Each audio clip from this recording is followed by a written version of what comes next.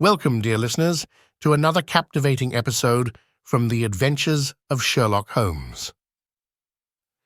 Today, we delve into the mystery of The Adventure of the Blue Carbuncle, a tale that intertwines the festive air of Christmas with the sharp intellect of Sherlock Holmes. Set against the backdrop of a wintry London, this story begins in the most unassuming manner. Our esteemed detective Sherlock Holmes and his loyal companion, Dr. John Watson, find themselves in the midst of a peculiar case. It all starts with a lost hat and a forsaken Christmas goose, but as they soon discover, these are no ordinary items. The plot thickens when a priceless gem, the Blue Carbuncle, is discovered within the goose, a jewel that had been reported stolen. The mystery leads Holmes and Watson through a series of twists and turns, each more intriguing than the last. This story, dear viewers, is not just a demonstration of Holmes's unparalleled deductive skills, but also a testament to the spirit of forgiveness and humanity. It is a tale that captures the essence of the holiday season while providing the cerebral thrill of a classic Holmes mystery. So join us as we step into the gaslit streets of London and unravel the mystery of the adventure of the Blue Carbuncle. Don't forget to like, share, and subscribe for more adventures with the world's most famous detective, Sherlock Holmes. This episode is brought to you by Obsidian River Productions, your gateway to the classic tales of mystery and imagination. For the full audiobook experience, visit our catalog at obsidianriver.com/shop, The Adventure of the Blue Carbuncle. I had called upon my friend Sherlock Holmes upon the second morning after Christmas with the intention of wishing him the compliments of the season. He was lounging upon the sofa in a purple dressing gown, a pipe rack within his reach upon the right, and a pile of crumpled morning papers, evidently newly studied, near at hand. Beside the couch was a wooden chair, and on the angle of the back hung a very seedy and disreputable hard felt hat, much the worse for wear and cracked in several places. A lens and a forceps lying upon the seat of the chair suggested that the hat had been suspended in this manner for the purpose of examination. "You are engaged," said I. "Perhaps I interrupt you." "Not at all. I am glad to have a friend with whom I can discuss my results. The matter is a perfectly trivial one." He jerked his thumb in the direction of the old hat.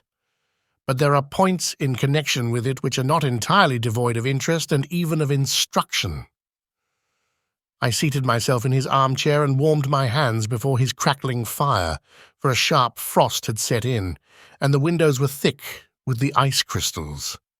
"I suppose," I remarked, "that, homely as it looks, this thing has some deadly story linked onto it, that it is the clue which will guide you in the solution of some mystery and the punishment of some crime."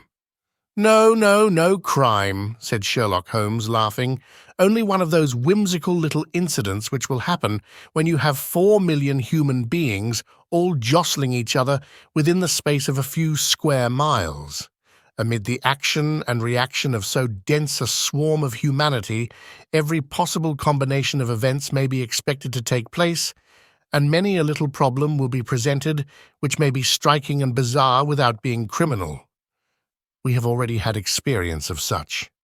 So much so," I remarked, "that of the last 6 cases which I have added to my notes, 3 have been entirely free of any legal crime."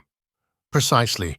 You allude to my attempt to recover the Irene Adler papers, to the singular case of Miss Mary Sutherland, and to the adventure of the man with the twisted lip. Well, I have no doubt that this small matter will fall into the same innocent category. You know Peterson, the commissionaire?" "Yes. It is to him that this trophy belongs." "It is his hat." No, he found it. Its owner is unknown. I beg that you will look upon it not as a battered billycock, but as an intellectual problem. And first, as to how it came here. It arrived upon Christmas morning in company with a good fat goose, which is, I have no doubt, roasting at this moment in front of Peterson's fire. The facts are these. About 4 o'clock on Christmas morning, Peterson, who, as you know, is a very honest fellow, was returning from some small jollification and was making his way homeward down Tottenham Court Road. In front of him he saw, in the gaslight, a tallish man walking with a slight stagger and carrying a white goose slung over his shoulder. As he reached the corner of Good Street, a row broke out between this stranger and a little knot of roughs. One of the latter knocked off the man's hat, on which he raised his stick to defend himself, and swinging it over his head, smashed the shop window behind him. Peterson had rushed forward to protect the stranger from his assailants, but the man, shocked at having broken the window and seeing an official-looking person in uniform rushing towards him, dropped his goose, took to his heels, and vanished amid the labyrinth of small streets which lie at the back of Tottenham Court Road. The roughs had also fled at the appearance of Peterson, so that he was left in possession of the field of battle and also of the spoils of victory in the shape of this battered hat and a most unimpeachable Christmas goose, which surely he restored to their owner. My dear fellow, there lies the problem. It is true that for Mrs. Henry Baker was printed upon a small card, which was tied to the bird's left leg, and it is also true that the initials H.B. are legible upon the lining of this hat, but as there are some thousands of Bakers and some hundreds of Henry Bakers in this city of ours, it is not easy to restore lost property to any one of them. What then did Peterson do? He brought round both hat and goose to me on Christmas morning, knowing that even the smallest problems are of interest to me. The goose we retained until this morning, when there were signs that, in spite of the slight frost, it would be well that it should be eaten without unnecessary delay. Its finder has carried it off, therefore, to fulfill the ultimate destiny of a goose, while I continue to retain the hat of the unknown gentleman who lost his Christmas dinner. Did he not advertise? No? Then what clue could you have as to his identity? Only as much as we can deduce. From his hat? Precisely. But you are joking. What can you gather from this old battered felt? Here is my lens. You know my methods. What can you gather yourself as to the individuality of the man who has worn this article? I took the tattered object in my hands and turned it over rather ruefully. It was a very ordinary black hat of the usual round shape, hard and much the worse for wear. The lining had been of red silk, but was a good deal discoloured. There was no maker's name, but as Holmes had remarked, the initials H.B. were scrawled upon one side. It was pierced in the brim for a hat securer, but the elastic was missing. For the rest, it was cracked, exceedingly dusty, and spotted in several places, although there seemed to have been some attempt to hide the discoloured patches by smearing them with ink. "I can see nothing," said I, handing it back to my friend. "On the contrary, Watson, you can see everything. You fail, however, to reason from what you see. You are too timid in drawing your inferences. Then pray tell me what it is that you can infer from this hat." He picked it up and gazed at it in the peculiar introspective fashion which was characteristic of him.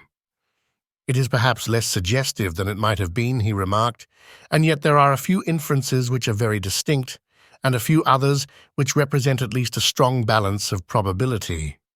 That the man was highly intellectual is of course obvious upon the face of it, and also that he was fairly well-to-do within the last 3 years, although he has now fallen upon evil days. He had foresight, but has less now than formerly, pointing to a moral retrogression, which, when taken with the decline of his fortunes, seems to indicate some evil influence, probably drink, at work upon him. This may account also for the obvious fact that his wife has ceased to love him. My dear Holmes, he has, however, retained some degree of self-respect," he continued, disregarding my remonstrance. "He is a man who leads a sedentary life, goes out little, is out of training entirely, is middle-aged, has grizzled hair, which he has had cut within the last few days, and which he anoints with lime cream. These are the more patent facts which are to be deduced from his hat. Also, by the way, that it is extremely improbable that he has gas laid on in his house. You are certainly joking, Holmes. Not in the least. Is it possible that even now, when I give you these results, you are unable to see how they are attained? I have no doubt that I am very stupid, but I must confess that I am unable to follow you. For example, how did you deduce that this man was intellectual? For answer, Holmes clapped the hat upon his head. It came right over the forehead and settled upon the bridge of his nose. "It is a question of cubic capacity," said he. "A man with so large a brain must have something in it." The decline of his fortunes, then? This hat is 3 years old. These flat brims curled at the edge came in then. It is a hat of the very best quality. Look at the band of ribbed silk and the excellent lining. If this man could afford to buy so expensive a hat 3 years ago and has had no hat since, then he has assuredly gone down in the world. Well, that is clear enough, certainly. But how about the foresight and the moral retrogression? Sherlock Holmes laughed. "Here is the foresight," said he, putting his finger upon the little disc and loop of the hat securer. "They are never sold upon hats.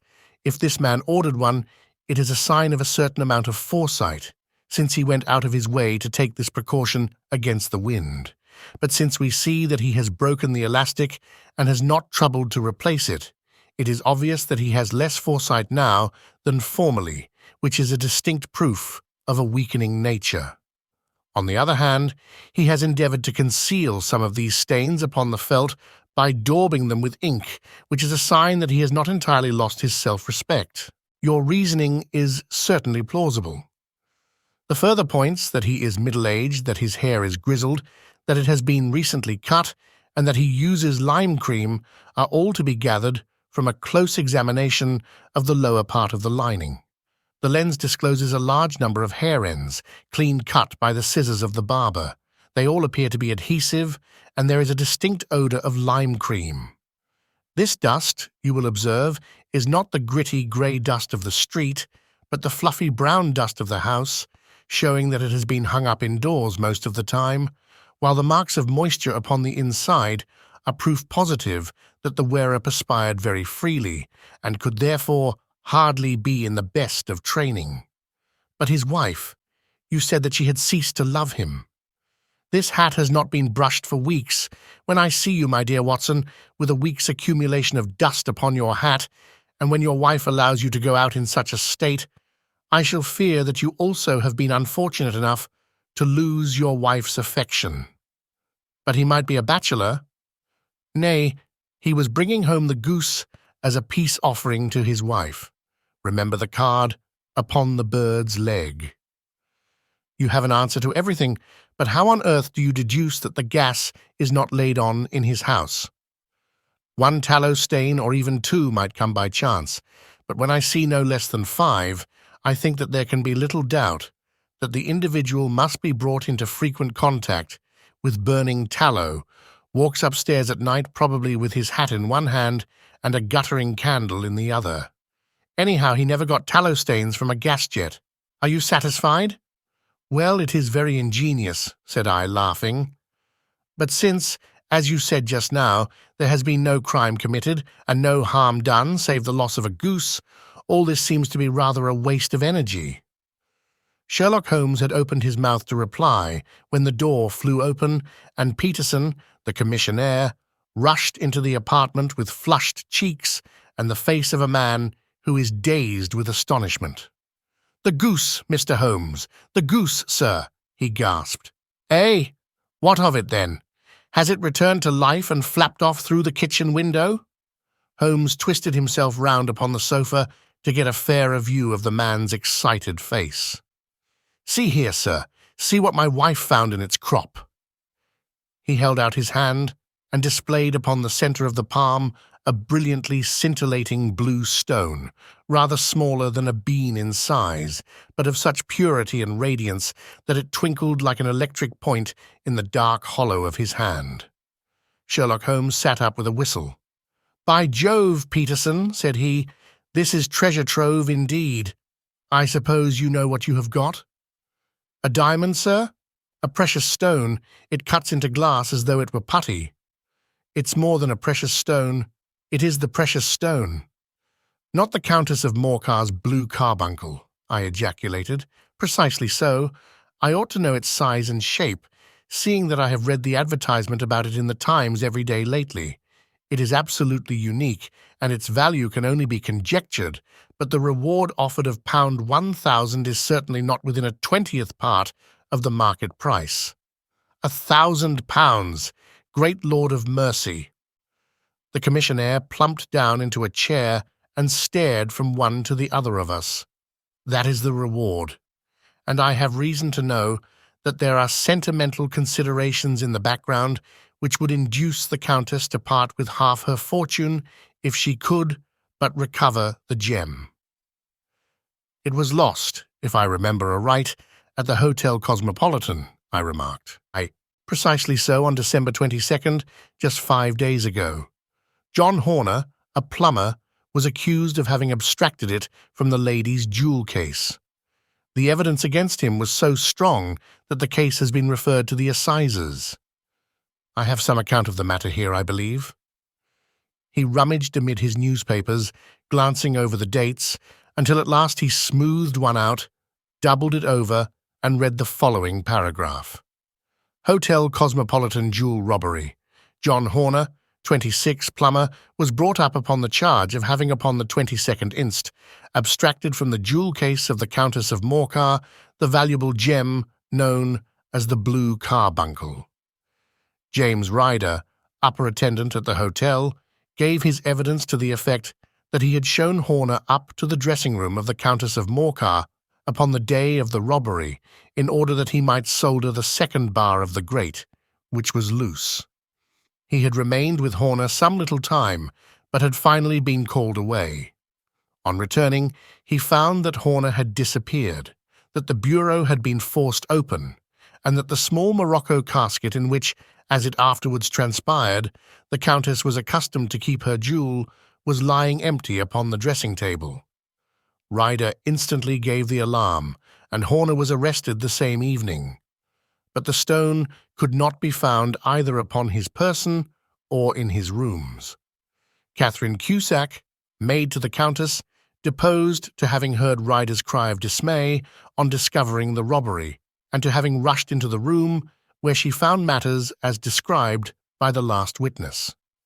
Inspector Bradstreet B Division gave evidence as to the arrest of Horner, who struggled frantically and protested his innocence in the strongest terms.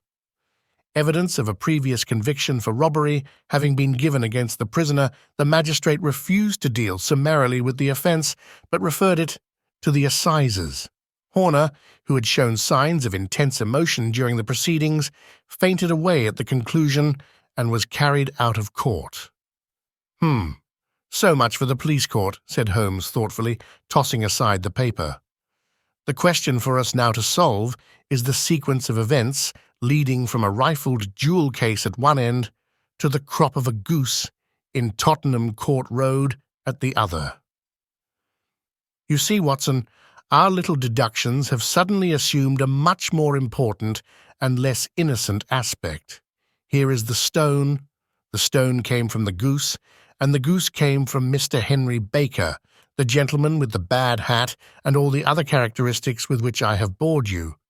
So now we must set ourselves very seriously to finding this gentleman and ascertaining what part he has played in this little mystery. To do this, we must try the simplest means first, and these lie undoubtedly in an advertisement in all the evening papers.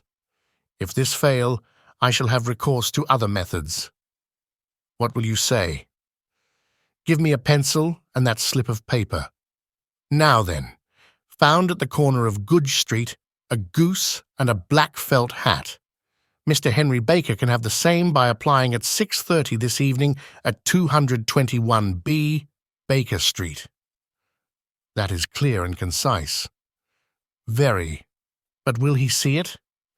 Well, He is sure to keep an eye on the papers, since to a poor man the loss was a heavy one.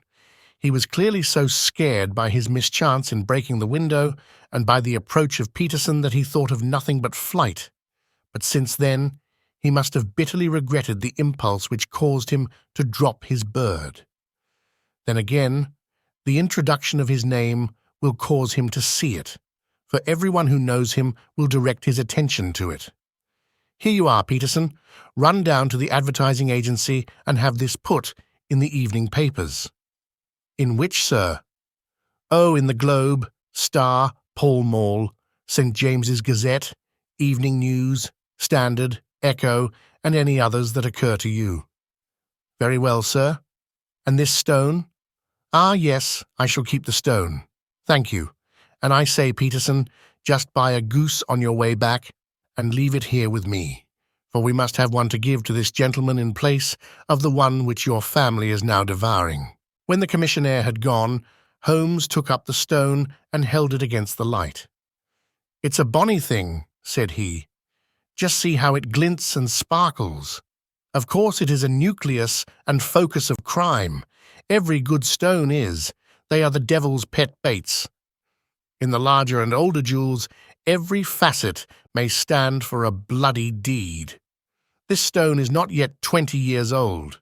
It was found in the banks of the Amoy River in southern China and is remarkable in having every characteristic of the carbuncle, save that it is blue in shade instead of ruby red.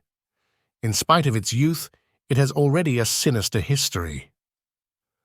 There have been 2 murders, a vitriol throwing, a suicide, and several robberies brought about for the sake of this 40-grain weight of crystallized charcoal. Who would think that so pretty a toy would be a purveyor to the gallows and the prison? I'll lock it up in my strong-box now and drop a line to the Countess to say that we have it.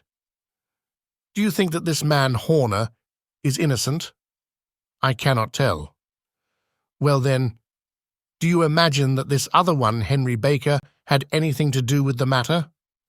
It is, I think, much more likely that Henry Baker is an absolutely innocent man who had no idea that the bird which he was carrying was of considerably more value than if it were made of solid gold.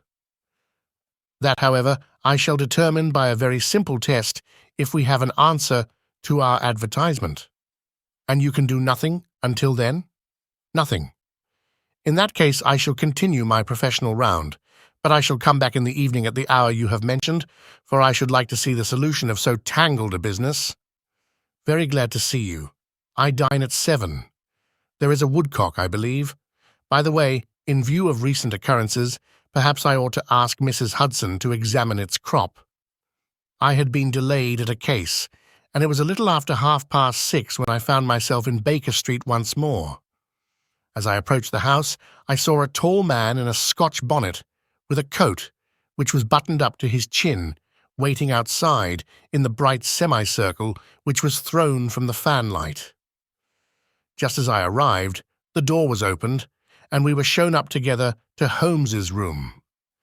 "Mr. Henry Baker, I believe," said he, rising from his armchair and greeting his visitor with the easy air of geniality which he could so readily assume. "Pray, take this chair by the fire, Mr. Baker. It is a cold night, and I observe that your circulation is more adapted for summer than for winter. Ah, Watson, you have just come at the right time. Is that your hat, Mr. Baker?" "Yes, sir, that is undoubtedly my hat." He was a large man with rounded shoulders, a massive head, and a broad, intelligent face, sloping down to a pointed beard of grizzled brown. A touch of red in nose and cheeks, with a slight tremor of his extended hand, recalled Holmes's surmise as to his habits. His rusty black frock-coat was buttoned right up in front, with the collar turned up, and his lank wrists protruded from his sleeves without a sign of cuff or shirt. He spoke in a slow, staccato fashion, choosing his words with care, and gave the impression generally of a man of learning and letters who had had ill usage at the hands of fortune. "We have retained these things for some days," said Holmes, "because we expected to see an advertisement from you giving your address. I am at a loss to know now why you did not advertise." Our visitor gave a rather shamefaced laugh. "Shillings have not been so plentiful with me as they once were," he remarked.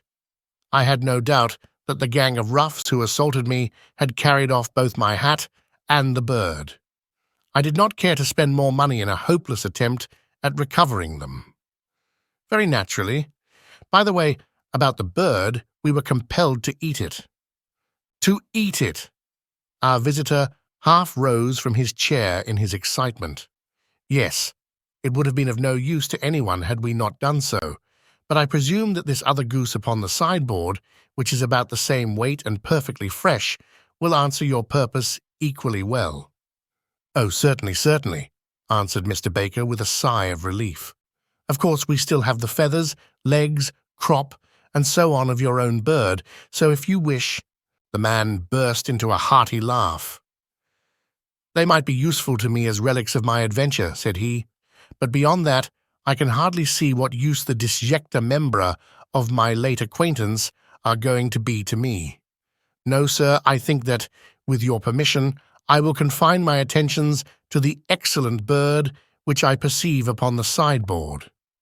Sherlock Holmes glanced sharply across at me with a slight shrug of his shoulders.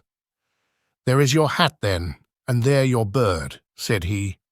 "By the way, would it bore you to tell me where you got the other one from? I am somewhat of a fowl fancier, and I have seldom seen a better-grown goose." "Certainly, sir," said Baker, who had risen and tucked his newly gained property under his arm. "There are a few of us who frequent the Alpha Inn, near the museum. We are to be found in the museum itself during the day, you understand.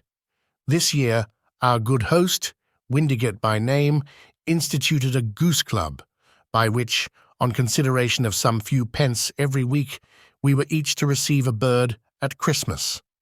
My pence were duly paid, and the rest is familiar to you. I am much indebted to you, sir, for a Scotch bonnet is fitted neither to my years nor my gravity." With a comical pomposity of manner, he bowed solemnly to both of us and strode off upon his way. "So much for Mr. Henry Baker," said Holmes when he had closed the door behind him. "It is quite certain that he knows nothing whatever about the matter. Are you hungry, Watson?" "Not particularly." "Then I suggest that we turn our dinner into a supper and follow up this clue while it is still hot." "By all means." It was a bitter night, so we drew on our ulsters and wrapped cravats about our throats. Outside, the stars were shining coldly in a cloudless sky, and the breath of the passers-by blew out into smoke like so many pistol shots. Our footfalls rang out crisply and loudly as we swung through the Doctor's Quarter, Wimpole Street, Harley Street, and so through Wigmore Street into Oxford Street. In a quarter of an hour, we were in Bloomsbury at the Alpha Inn, which is a small public house at the corner of one of the streets which runs down into Holborn. Holmes pushed open the door of the private bar and ordered 2 glasses of beer from the ruddy-faced, white-aproned landlord. "Your beer should be excellent if it is as good as your geese," said he. "My geese!" The man seemed surprised. "Yes. I was speaking only half an hour ago to Mr. Henry Baker, who was a member of your goose club." "Ah, yes, I see. But you see, sir, them's not our geese." "Indeed? Whose, then?" "Well, I got the 2 dozen from a salesman in Covent Garden." "Indeed? I know some of them. Which was it?" "Breckenridge is his name." "Ah, I don't know him. Well, here's your good health, landlord, and prosperity to your house. Good night. Now for Mr. Breckenridge," he continued, buttoning up his coat as we came out into the frosty air. "Remember, Watson, that though we have so homely a thing as a goose at one end of this chain, we have at the other a man who will certainly get 7 years' penal servitude unless we can establish his innocence.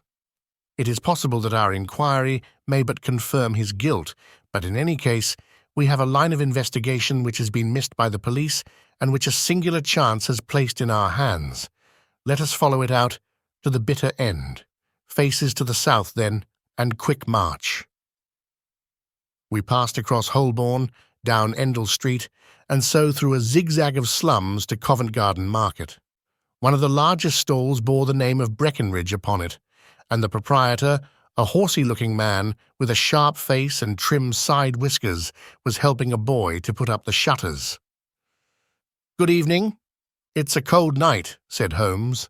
The salesman nodded and shot a questioning glance at my companion. "Sold out of geese, I see," continued Holmes, pointing at the bare slabs of marble. "Let you have 500 tomorrow morning."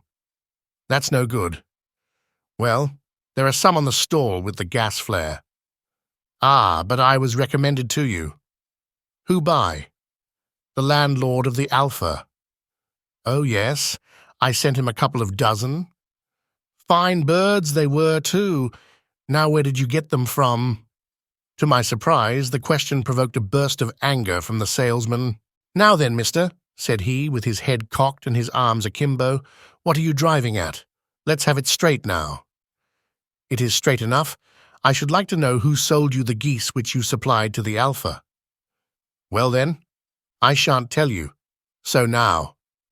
"Oh, it is a matter of no importance. But I don't know why you should be so warm over such a trifle." "Warm? You'd be as warm, maybe, if you were as pestered as I am. When I pay good money for a good article, there should be an end of the business, but it's, where are the geese?" "And who did you sell the geese to?" "And what will you take for the geese?"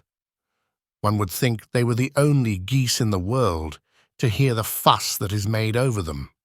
"Well, I have no connection with any other people who have been making inquiries," said Holmes carelessly. "If you won't tell us, the bet is off. That is all. But I'm always ready to back my opinion on a matter of fowls, and I have a fiver on it that the bird I ate is country bred." "Well then, you've lost your fiver, for it's town bred," snapped the salesman. "It's nothing of the kind." "I say it is." "I don't believe it. Do you think you know more about fowls than I, who have handled them ever since I was a nipper? I tell you, all those birds that went to the Alpha were town-bred. You'll never persuade me to believe that. Will you bet, then? It's merely taking your money, for I know that I am right. But I'll have a sovereign on with you, just to teach you not to be obstinate." The salesman chuckled grimly. "Bring me the books, Bill," said he.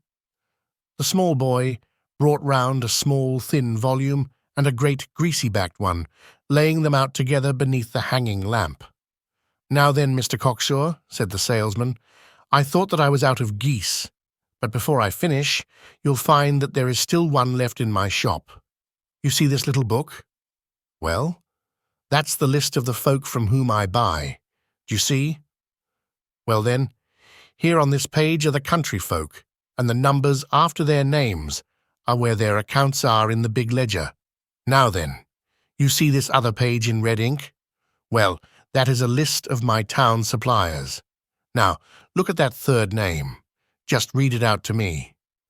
Mrs. Oakshott, 117, Brixton Road, 249, read Holmes. "Quite so. Now turn that up in the ledger." Holmes turned to the page indicated. "Here you are, Mrs. Oakshott, 117, Brixton Road, egg and poultry supplier. Now then, what's the last entry?" "December 22nd, 24 geese at 7S6D. "Quite so. There you are. And underneath? Sold to Mr. Windigate of the Alpha at 12S. What have you to say now?" Sherlock Holmes looked deeply chagrined. He drew a sovereign from his pocket and threw it down upon the slab, turning away with the air of a man whose disgust is too deep for words. A few yards off, he stopped under a lamp-post and laughed in the hearty, noiseless fashion which was peculiar to him. When you see a man with whiskers of that cut and the pink 'un protruding out of his pocket, you can always draw him by a bet, said he. I dare say that if I had put pound 100 down in front of him, that man would not have given me such complete information as was drawn from him by the idea that he was doing me on a wager. Well, Watson, we are, I fancy, nearing the end of our quest, and the only point which remains to be determined is whether we should go on to this Mrs. Oakshott tonight, or whether we should reserve it for tomorrow. It is clear from what that surly fellow said that there are others besides ourselves who are anxious about the matter, and I should— His remarks were suddenly cut short by a loud hubbub which broke out from the stall which we had just left. Turning round, we saw a little rat-faced fellow standing in the centre of the circle of yellow light which was thrown by the swinging lamp, while Breckenridge, the salesman, framed in the door of his stall, was shaking his fists fiercely at the cringing figure.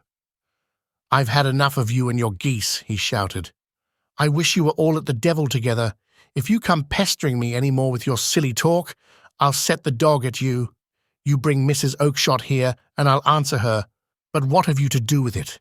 Did I buy the geese off you? No, but one of them was mine all the same," whined the little man. "Well then, ask Mrs. Oakshott for it. She told me to ask you." "Well, you can ask the King of Prussia for all I care. I've had enough of it. Get out of this." He rushed fiercely forward, and the inquirer flitted away into the darkness. "Ha! This may save us a visit to Brixton Road," whispered Holmes. "Come with me, and we will see what is to be made of this fellow." Striding through the scattered knots of people who lounged round the flaring stalls, my companion speedily overtook the little man and touched him upon the shoulder. He sprang round, and I could see in the gaslight that every vestige of colour had been driven from his face. "Who are you, then? What do you want?" he asked in a quavering voice. "You will excuse me," said Holmes blandly, "but I could not help overhearing the questions which you put to the salesman just now. I think that I could be of assistance to you." "You? Who are you? How could you know anything of the matter?" "My name is Sherlock Holmes. It is my business to know what other people don't know." "But you can know nothing of this?" "Excuse me, I know everything of it. You are endeavouring to trace some geese which were sold by Mrs. Oakshott, of Brixton Road, to a salesman named Breckenridge, by him in turn to Mr. Windigate, of the Alpha, and by him to his club, of which Mr. Henry Baker is a member." "Oh, sir, you are the very man whom I have longed to meet," cried the little fellow with outstretched hands and quivering fingers. "I can hardly explain to you how interested I am in this matter." Sherlock Holmes hailed a four-wheeler which was passing. "In that case, we had better discuss it in a cosy room rather than in this wind-swept marketplace," said he. "But pray tell me, before we go farther, who it is that I have the pleasure of assisting." The man hesitated for an instant. "My name is John Robinson," he answered with a sidelong glance. No, the real name," said Holmes sweetly.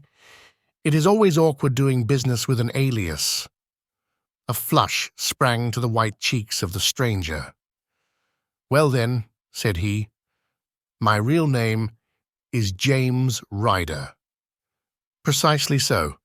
Head attendant at the Hotel Cosmopolitan. Pray step into the cab, and I shall soon be able to tell you everything which you would wish to know." The little man stood glancing from one to the other of us with half-frightened, half-hopeful eyes, as one who is not sure whether he is on the verge of a windfall or of a catastrophe. Then he stepped into the cab, and in half an hour we were back in the sitting-room at Baker Street. Nothing had been said during our drive, but the high, thin breathing of our new companion and the claspings and unclaspings of his hands spoke of the nervous tension within him. "Here we are," said Holmes cheerily, as we filed into the room. "The fire looks very seasonable in this weather. You look cold, Mr. Ryder. Pray take the basket chair. I will just put on my slippers before we settle this little matter of yours. Now then, you want to know what became of those geese?" "Yes, sir. Or rather, I fancy of that goose. It was one bird, I imagine, in which you were interested, white, with a black bar across the tail." Ryder quivered with emotion. "Oh, sir," he cried, "can you tell me where it went to?" "It came here." Here? Yes, and a most remarkable bird it proved. I don't wonder that you should take an interest in it. It laid an egg after it was dead, the bonniest, brightest little blue egg that ever was seen. I have it here in my museum. Our visitor staggered to his feet and clutched the mantelpiece with his right hand.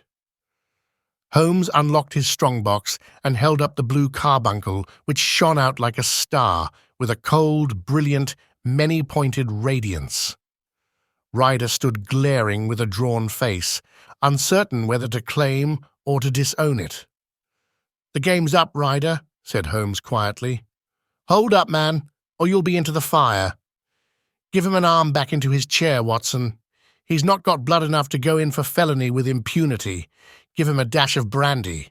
So, now he looks a little more human. What a shrimp it is, to be sure." For a moment he had staggered and nearly fallen, but the brandy brought a tinge of colour into his cheeks, and he sat staring with frightened eyes at his accuser.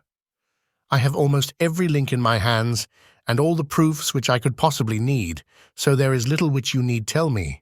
Still, that little may as well be cleared up to make the case complete. You had heard, Ryder, of this blue stone of the Countess of Morcar's?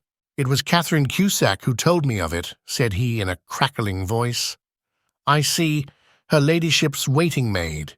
Well, the temptation of sudden wealth so easily acquired was too much for you, as it has been for better men before you, but you were not very scrupulous in the means you used. It seems to me, Ryder, that there is the making of a very pretty villain in you. You knew that this man Horner the plumber had been concerned in some such matter before, and that suspicion would rest the more readily upon him. What did you do then? You made some small job in my lady's room, you and your confederate Cusack, and you managed that he should be the man sent for. Then, when he had left, you rifled the jewel case, raised the alarm, and had this unfortunate man arrested. You then—" Ryder threw himself down suddenly upon the rug and clutched at my companion's knees. "For God's sake, have mercy!" he shrieked. "Think of my father, of my mother. It would break their hearts. I never went wrong before. I never will again. I swear it. I'll swear it on a Bible. Oh, don't bring it into court. For Christ's sake, don't." "Get back into your chair," said Holmes sternly. "It is very well to cringe and crawl now, but you thought little enough of this poor Horner in the dock for a crime of which he knew nothing. I will fly, Mr. Holmes. I will leave the country, sir. Then the charge against him will break down. We will talk about that. And now let us hear a true account of the next act. How came the stone into the goose, and how came the goose into the open market? Tell us the truth, for there lies your only hope of safety." Ryder passed his tongue over his parched lips. "I will tell you it just as it happened, sir," said he. "When Horner had been arrested, it seemed to me that it would be best for me to get away with the stone at once, for I did not know at what moment the police might not take it into their heads to search me and my room. There was no place about the hotel where it would be safe. I went out, as if on some commission, and I made for my sister's house. She had married a man named Oakshott and lived in Brixton Road, where she fattened fowls for the market. All the way there, every man I met seemed to me to be a policeman or a detective, and for all that it was a cold night, the sweat was pouring down my face before I came to the Brixton Road. My sister asked me what was the matter and why I was so pale, but I told her that I had been upset by the jewel robbery at the hotel. Then I went into the backyard and smoked a pipe, and wondered what it would be best to do. I had a friend once called Maudsley who went to the bad, and has just been serving his time in Pentonville. One day he had met me and fell into talk about the ways of thieves, and how they could get rid of what they stole. I knew that he would be true to me, for I knew one or two things about him. So I made up my mind to go right on to Kilburn, where he lived, and take him into my confidence. He would show me how to turn the stone into money, but how to get to him in safety. I thought of the agonies I had gone through in coming from the hotel. I might at any moment be seized and searched, and there would be the stone in my waistcoat pocket. I was leaning against the wall at the time and looking at the geese, which were waddling about round my feet, and suddenly an idea came into my head which showed me how I could beat the best detective that ever lived. My sister had told me some weeks before that I might have the pick of her geese for a Christmas present, and I knew that she was always as good as her word. I would take my goose now, and in it I would carry my stone to Kilburn. There was a little shed in the yard, and behind this I drove one of the birds, a fine big one, white, with a barred tail.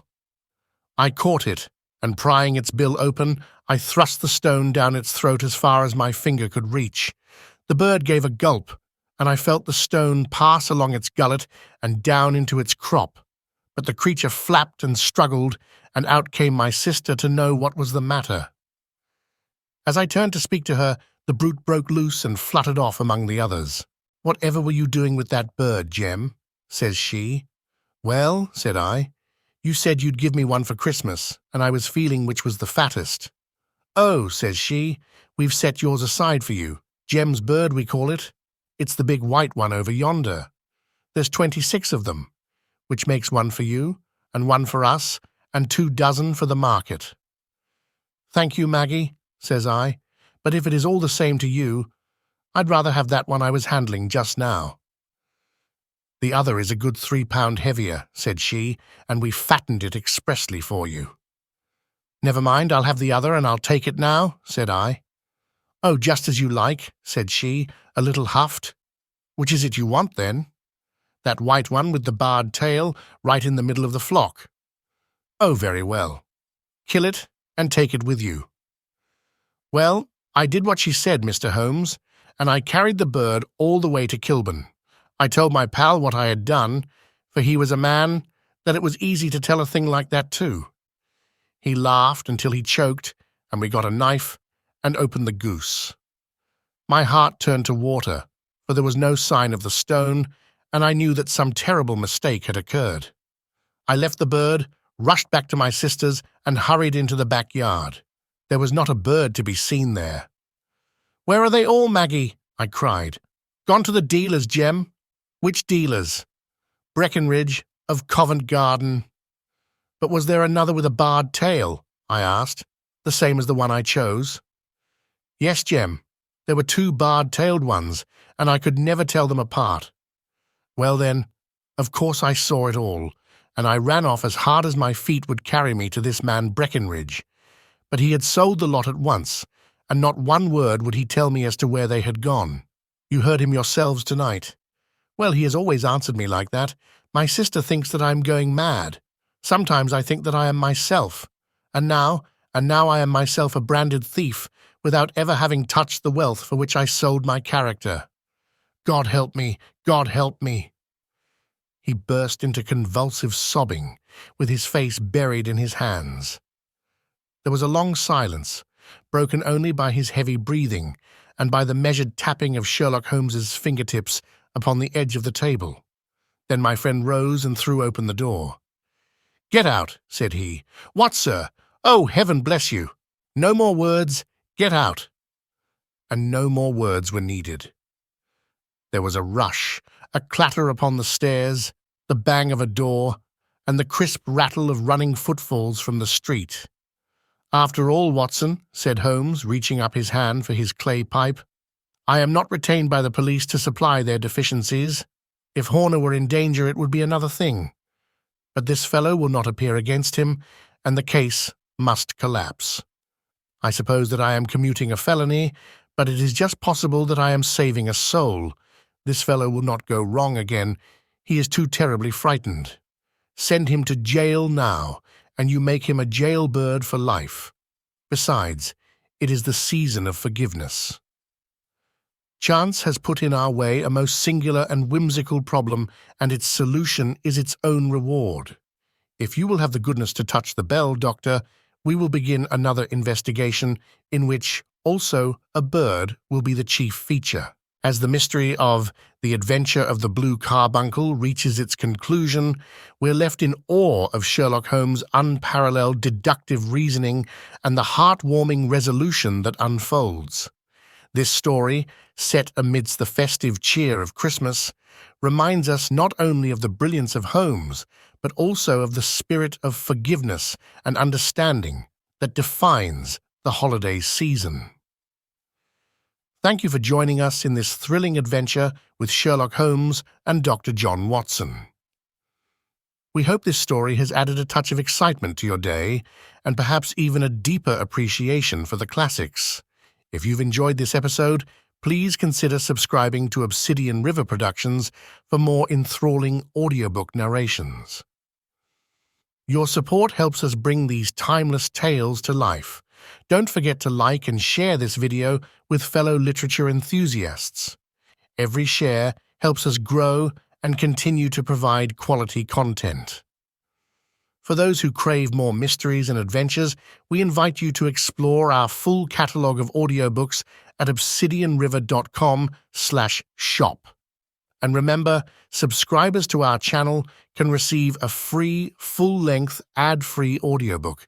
Just visit obsidianriver.com/gift to claim your gift. Until our next story, keep the spirit of curiosity and adventure alive. This is Obsidian River Productions, where classic tales are given a new voice. Farewell for now, and happy listening.